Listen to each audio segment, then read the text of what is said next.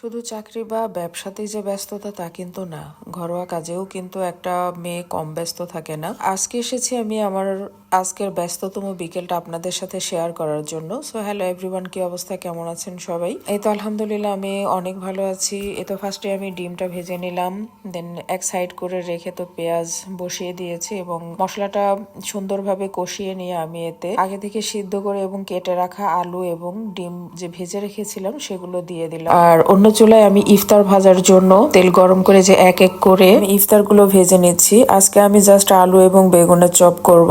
আর এ তো অন্য চুলায় আমি ডিমের তরকারি বসিয়ে দিয়েছি এবং কষাচ্ছি আমি।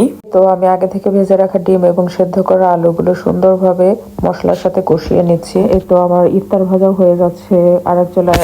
অ্যাকচুয়ালি আজকে টাইম অনেক শর্ট, যে কারণে আমি দুই চুলা ধরে কাজ করছি।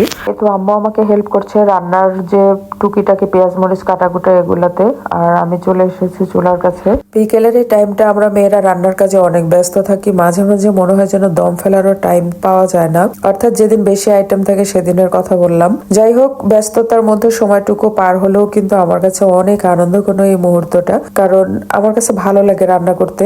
তার সাথে যখন ইফতার ভাজি হচ্ছে তাহলে তার কোনো কথাই নেই। ইফতার গুলো আমি হালকা ব্রাউন কালার করে ভেজে নিচ্ছি।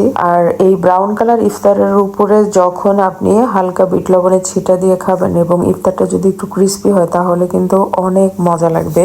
এই তো আমি এক এক করে ইফতার গুলো ভেজে নিয়ে এক সাইড করে নিলাম। তারপর চলে এসেছি রুটি করব বলে। আমি এটা চাউলের আটা, চাউলের গুঁড়া আমি সেদ্ধ করে নিই, কারণ সেদ্ধ রুটিটা খেতেও অনেক বেশি মজা এবং আমার মনে হয় এটা শরীরের জন্য বেশি উপকারী। অনেকে বলে রুটি খেলে পেট ব্যথা করে, বাট এই যে চাউলের আটার রুটি যখন আপনি সেদ্ধ করে খাবেন, সেদ্ধ করে বানাবেন, তখন এটা কিন্তু পেট ব্যথার কোনো কারণ হবে না। আমি রুটিগুলো সেঁকে নিয়ে তারপর আলু ভাজি বসিয়ে দিয়েছি। আলু ভাজিটা আমি সুন্দরভাবে করে নিলাম। এরপর এই তো আমি শিং মাছ গুলো ভাজি করে নিচ্ছি, এক এক করে সুন্দরভাবে আমি দিয়ে দিচ্ছি প্যানের মধ্যে। আর এই মাছটাও আমি হালকা ব্রাউন কালার করে ভেজে নেব এবং অন্য চুলায় আমার ডিম এবং আলুর তরকারি হওয়ার দিকেই ছোলা ঘুগনিটাও করে নিচ্ছি অন্য চুলাতে। আর রুটি সেকার জন্য তাওয়া বসিয়ে দিয়েছি। ছোলা ঘুগনি করা হয়ে গেছে, আমার ডিমের তরকারি হয়ে গেছে, প্লাস এদিকে হাতে এত কিছু সামলাতে গিয়ে একটু হিমশিম খাচ্ছিলাম মানে চুলার কাজটাতে। বাট তারপরেও অনেক অনেক ভালো লাগছিল। বিশেষ করে রোজার জন্য ইফতার তৈরি করছি বলে আমার কাছে অন্যরকম একটা আনন্দঘন মুহূর্ত মনে হচ্ছিল। তো চুলাতে প্যান বসিয়েছি আমি, এটাতে দিয়েছি চিংড়ি মাছ।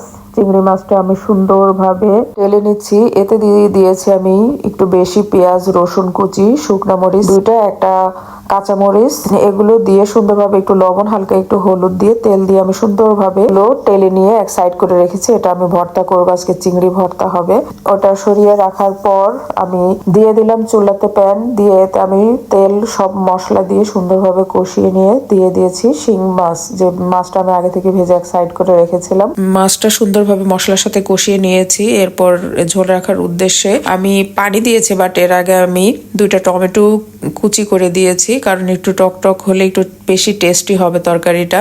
আর এই তো পরিমাণ মতো পানি দিয়ে ঝোল রাখবো সেই হিসাব করে আমি সুন্দরভাবে তরকারিটা রান্না করে নিচ্ছি। ঝোল রাখবো না, সেভাবে গায়ে মাখা মাখা ঝোল রাখবো, খেতে এটা অনেক বেশি মজা হবে। মানে ফাইনাল স্টেপে চলে এসেছে।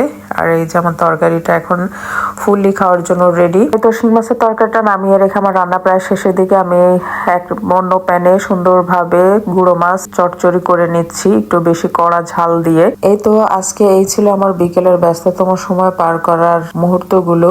তো আজকে এ পর্যন্ত, ভালো থাকবেন সবাই। ইনশাল্লাহ আগামী কোনো ভিডিওতে দেখা হচ্ছে, কথা হচ্ছে। সে পর্যন্ত ভালো থাকবেন সবাই। আল্লাহ হাফেজ।